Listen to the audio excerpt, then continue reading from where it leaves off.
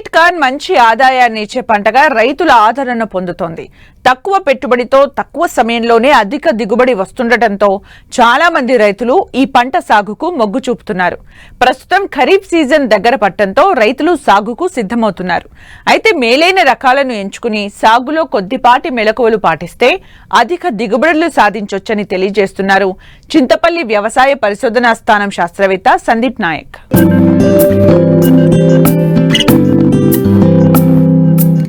వాణిజ్య పంటల్లో ముఖ్యమైనది మొక్కజొన్న.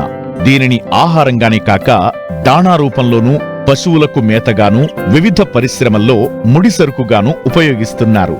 అయితే తీపి మొక్కజొన్నను సలాడ్గా, వివిధ చిరుతిళ్లలో వాడుతుంటారు.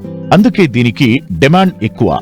ఏడాదికి 3 పంటల వరకు పండించే అవకాశముంది. అయితే ఈ ఖరీఫ్ లో స్వీట్ కార్న్ సాగు చేయాలనుకునే రైతులు అధిక దిగుబడులనిచ్చే రకాలను ఎన్నుకుని మేలైన యాజమాన్యం చేపడితే అధిక దిగుబడులు సాధించవచ్చని తెలియజేస్తున్నారు.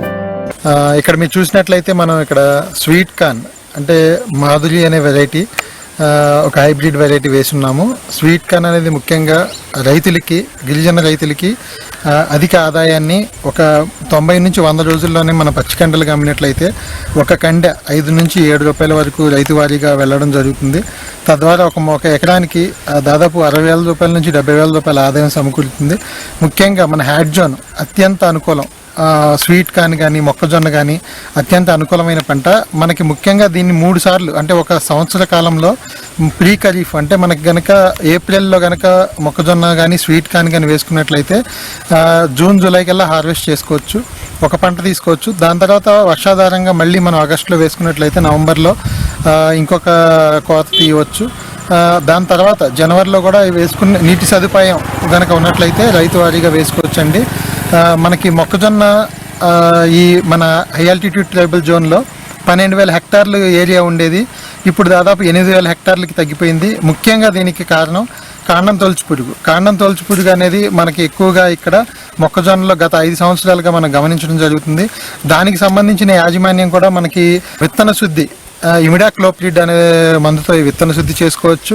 అదేవిధంగా మనకి మొక్కజొన్న 30 రోజులప్పుడు కార్బోఫిలాన్ గుళికలు హోరల్స్లో ఆ యొక్క మొక్కజొన్న మధ్యలో కనుక వేసుకున్నట్లయితే లోపల ఉన్న కాండం తొలచు పురుగు ఆకుల మీద గీకి తినడం వల్ల ఇబ్బంది లేకుండా జరుగుతుంది. అదేవిధంగా నీమ్ ఆయిల్ 15,000 ppm కనుక 5 ml per లీటర్ కనుక మనకు 30 రోజులు ఒకసారి, 40 రోజులకు ఒకసారి, 50 రోజులకు ఒకసారి స్ప్రే చేసుకున్నట్లయితే చాలా వరకు నిర్మూలించవచ్చు. ముఖ్యంగా వీటిని మనం 60 సెంటీమీటర్ల వరుసకి 20 సెంటీమీటర్ల మొక్కకి సాలల్లో కనుక వేసుకుని ఎకరానికి 33,333 మొక్కలు మనం తీసుకోవచ్చు. అదేవిధంగా ఒక మొక్కకి 1 లేదా 2 కండెలు మనం జనరల్గా ఇప్పుడు వస్తున్న హైబ్రిడ్స్లో గమనించడం జరుగుతుంది.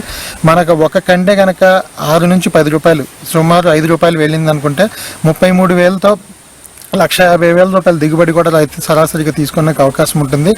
మనకి ఇక్కడ కంప్లీట్గా స్వీట్ కార్న్ ఆర్గానిక్గా పండించడం జరిగిందండి. కేవలం 5 టన్నుల పశువుల ఎరువు ఆఖరి దిక్కులు వేయడంతో, అదేవిధంగా 30 రోజులకి, అదేవిధంగా 60 రోజులకి, అదేవిధంగా 90 రోజులకి జీవామృతం 3 సార్లు మొత్తం 500 లీటర్లు పర్ ఎకరానికి వేయడం, అదేవిధంగా నీమ్ కేక్ 200 కేజీలు పర్ ఎకరానికి వేయడంతో మనం ఈరోజు ఏదైతే మామూలు రసాయనిక ఎరువులకు బదులు సేంద్రియ ఎరువులు వాడి కండె పరిమాణం చిన్నదైనప్పటికీ మార్కెట్లో దాని యొక్క తీపి, అదేవిధంగా దాని యొక్క క్వాలిటీ ఇంప్రూవ్ అవుతుంది. మనకి ఈరోజు దాదాపు కండె ఈరోజు మార్కెట్ రేటు పండగలు అదేవిధంగా పెళ్ళిళ్ళ సీజన్ కాబట్టి 6 నుంచి 10 రూపాయలకి ఒక్కొక్క కండె వెళ్ళడం జరుగుతుంది. మనకి ఎకరానికి సరాసరి దాదాపు 70,000 నుంచి 1,00,000 రూపాయలు దిగుబడి రావడం జరుగుతుంది.